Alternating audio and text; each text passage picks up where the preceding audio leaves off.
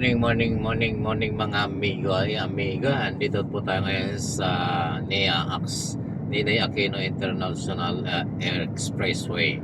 Ayan, at hindi po tayo pupunta ng airport, lalong hindi po tayo sasakay ng aeroplano. Tayo po ay dadaan lamang ng NIAAX at dadaan po tayo ng terminal.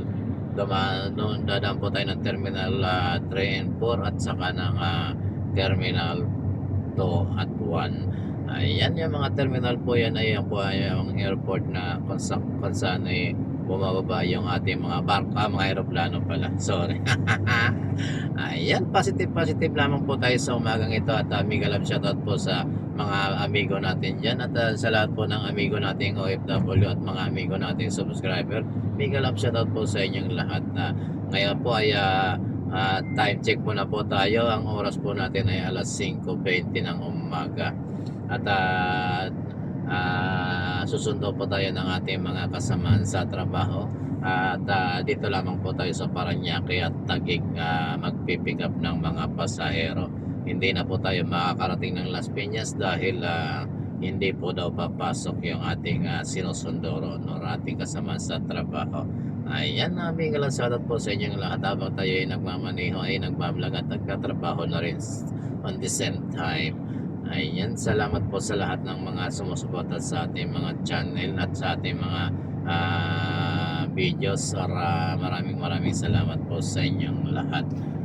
Ayan, samahan nyo po tayo sa pagpipick up ng ating mga kasama sa trabaho at tingnan po natin kung hanggang saan yung ating makukunan. Ayan, at papanig na tayo dito sa wave going to Terminal 1 and 2. Nakadaan na tayo ng Terminal 3. Ayan, at medyo maiksi lang naman itong NIAAX na to. Itong Ninoy Aquino International Expressway, Ninoy Aquino International Airport Expressway. Ayan, kung napapansin nyo, kulay dilaw gawa ng ating ilaw yan. Ayan, talaga tayo ay mahilig sa dilaw at saka sa puti, sa itim at sa pula. Lahat po ng colors na ginagamit ng mga politiko maliban doon sa isang kulay na hindi natin ginagamit. Ayan, shoutout po sa inyo lahat at ingat po tayo sa ating pagmamaneho. Ayan mga amigo, dito na ulit tayo sa may Terminal 2. Ayan, dahil tayo pupunta doon sa may Terminal 1 na dadaan lang po tayo natin yung mga terminal na yan. Kung ano man po yung mga terminal na yan ay wala na tayong pakialam dyan dahil hindi naman tayo sasakay ng aeroplano. Ang inyong amigo po ay matagal nang hindi nakakasakay ng aeroplano since na tumigil tayo sa pagiging OFW. Ayan, merong ginagawang toll gate dito. Siguro tatanggalin na yung pinakang toll gate doon sa taas kasi ay nagkukos ng traffic siguro yun. At napakahaba ng traffic doon. Sa tama naman, which is tama naman yung ginawa nila rito. Dito na lang nila gawin ng toll gate. Ayan, dito na tayo sa may Terminal 1. Hindi po tayo pupunta ng Terminal 1 kundi didiretso tayo dito sa may Parañaque kung saan pipick up tayo ng ating kasamaan sa trabaho. Ayan, parang nag-text na yung ating kasamaan at ayan, at sasagutin muna natin yung chat at tatabi muna tayo dito sa tabi ng counter para makapag-chat tayo. Ayan, good morning po sa inyo lahat. Dito na po tayo sa may tapat ng Terminal 1 sa Ninoy Aquino International Airport Terminal 1. Ayan, na-chat na natin yung ating kasamahan na pipick up. Nung una po natin pipick upin at kaya didiretso na po tayo sa pagta-travel.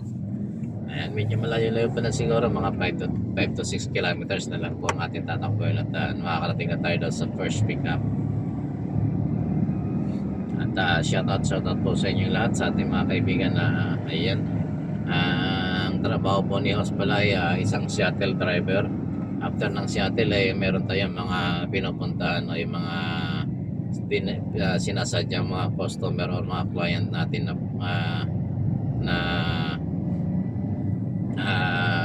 papunta sa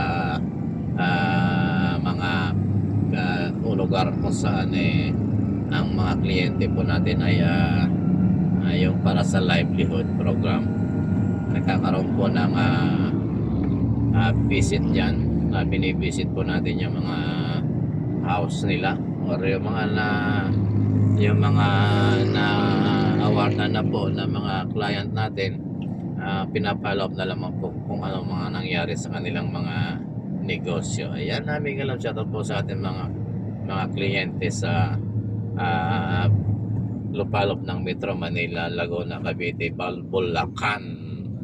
Ayan, yung mga area po na yan ang ating napupuntahan sa araw-araw.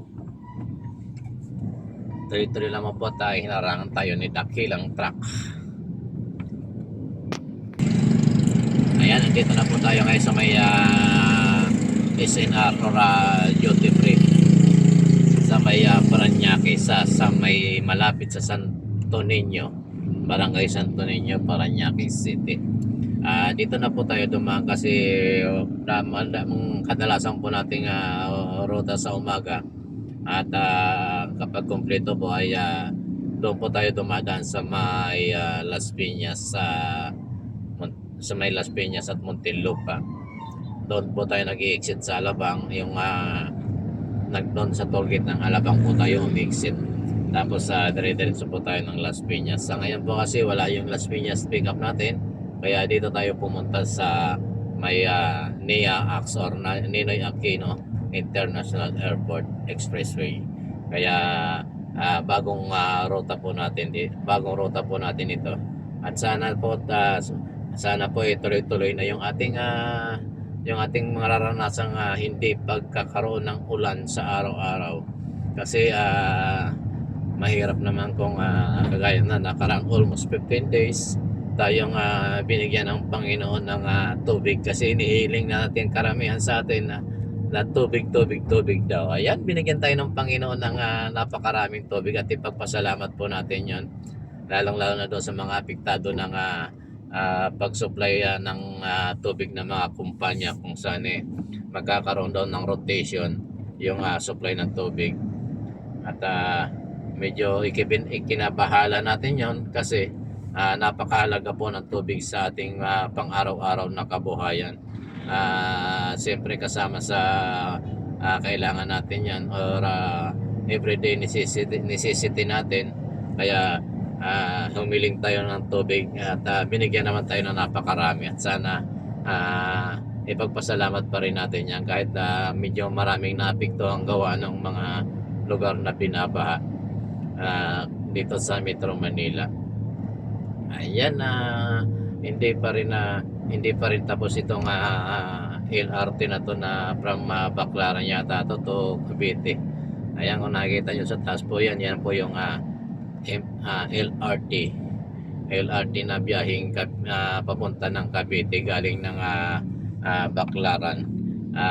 Location po natin ngayon ay nandito po tayo sa Dr. E. De Los Santos Avenue sa Parañaque City. Exact location ay Cabiasnan. Sa mga nakakalam ng Cabiasnan, nandito na po tayo sa may area ng Cabiasnan sa Parañaque City pa rin. Ayan, medyo may kapangitan yung kalsada at may lubak-lubak ng kaunti, pero overall medyo okay pa naman at maganda pa naman nagagamit. Kaya yan, may mga sign kayong makikita sa kalsada. Ayan, shoutout po sa mga nag-aantay na maayos na itong daanan ng train dito sa Parañaque at magamit na ng mga taga Cavite at Parañaque City. Ayan, vice versa po yan. At ayan po, medyo traffic yung stoplight, pero go pa rin. Malapit na po tayo sa ating pagpipick up ng ating first pick up na pasero. At good morning po sa inyong lahat at pagpalain po tayo ng Panginoon. Maraming salamat po sa ating mga kaibigan at sa lahat po ng mga subscriber, followers, silent viewers, kaya mga amigo nating OFW, ingat-ingat po kayo dyan sa inyong pinapasukan at kung saan man kayo naroon na ingat at always pray lang po tayo. Alam ng Panginoon kung ano ang ating ginagawa. ginagawa natin yan para sa ating pamilya, para sa kinabukasan at sa ekonomiya ng pamilya. Siyempre kasama ng ekonomiya ng Pilipinas dyan. Napakalaki yata ng contribution ng mga OFW sa ating ekonomiya. Ayan, bilang dating OFW, ramdam po natin yan yung kalungkutan bilang nag-iisang ayan, lubak-lubak dito sa may barangay hall. Ayan, malapit na tayo ng SM at dyan po natin pipick upin yung ating kasamahan sa trabaho. Ayan, mag-aantay lamang po tayo ng kaunting minuto at tatawid na po yung nasa kabila lamang po yung kanyang tinutuloy ang condominium. Ayan, muli maraming salamat po sa ating mga amigo, sa ating mga amigong OFW, sa ating mga amigong subscriber, sa ating mga amigong silent viewers. Maraming salamat po. Bahala na po ang Panginoon at ang magbalik sa inyo, sa inyong kabutihan at sa inyong pagiging matulungin sa kapwa. Ayan, mga amigo, hanggang dito na lamang po ang ating vlog at maraming salamat po sa inyong lahat. At pagpalain kayo ng Panginoon at ingatan sa lahat ng oras po. Ayan, bye bye po. Love you all.